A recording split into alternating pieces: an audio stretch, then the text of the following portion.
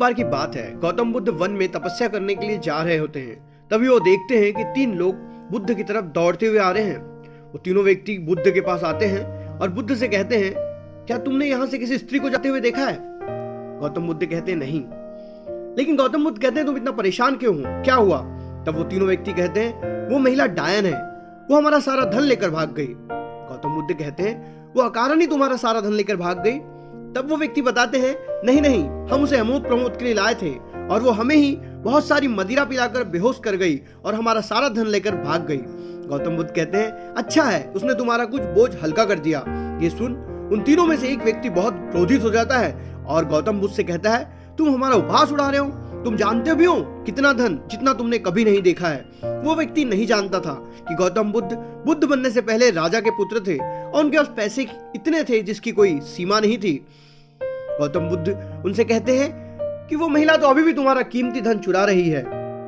ये सुनने के बाद तीनों आश्चर्य से गौतम बुद्ध को कहते हैं, उसने तो हमारा कल रात में धन चुराया था, वो हमारा अभी कैसे कीमती धन चुरा रही है? तब गौतम बुद्ध कहते हैं, उसने भले ही भूतकाल में तुम्हारे पैसे चुराए थे, लेकिन तुम उसे ढूंढने के चक्कर में अपना वर्तमान खराब कर रहे हो और हो सकता है तुम भविष्य में उसे पकड़कर दंड भी दो, लेकिन इस चक्कर में तुम अपने वर्तमान को गवा रहे हो। तुम भूतकाल के बोझ में दबकर भविष्य काल को बदलने की कोशिश कर रहे हो जो कि अनिश्चित है और इस चक्कर में तुम अपना वर्तमान भी गवा रहे हो। ये सुनने के बाद उनमें से एक व्यक्ति ने कहा, अगर हम वर्तमान में जिए तो तुम खुद को समझ पाओगे। गौतम ने कहा, जब तुम वर्तमान में जियोगे तो तुम खुद को समझ दोगे और खुद को समझ पाओगे। तो उन तीनों ने कहा, क्या तुम खुद को समझ पाए हो? तब गौतम बुद्ध ने उन तीनों में से एक के पास बांसुरी थी, वो मांग ली। तो वो तीनों हंसकर कहने लगे, अब सन्यासी बांसुरी बजाएगा। और गौतम बुद्ध ने बांसुरी बजाना शुरू किया।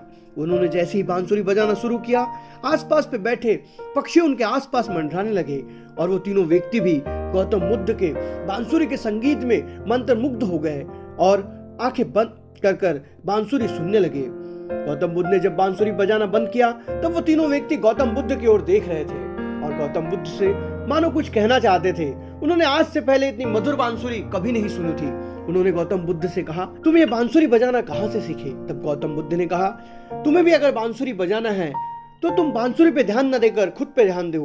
अगर तुम अपने जीवन को बदल पाए, अपने जीवन को समझ पाए, तो तुम्हारी जिंदगी की बांसुरी भी बहुत अच्छे से बजने लगेंगी। और इतना कहकर बुद्ध ने उनकी बांसुरी लौटा दी और वहां से चलने लगे। तभी उन तीनों में से एक व्यक्ति ने बुद्ध के पैर पकड़े और बुद्ध से कहा, क्या तुम मुझे अपना अनुयायी बनाओगे? क्या तुम मुझे शिक्षा दोगे? और गौतम बुद्ध ने उसे जरूर कहकर उसे अपना शिष्य बना लिया। दोस्तों, छोटी सी कहानी, लेकिन इस कहानी से हमें पता चलता है कि अगर हम वर्तमान में जीना चाहते हैं और वर्तमान में जीते हैं तो हम खुद को समझ पाएंगे, अपनी जिंदगी का पूरा आनंद उठा पाएंगे। अगर हम भूतकाल और भविष्यकाल को बदलने के लिए जीते रहेंगे तो ना हम वर्तमान को ढंग से जी पाएंगे और हमारा जीवन ऐसे ही व्यर्थ होता रहेगा।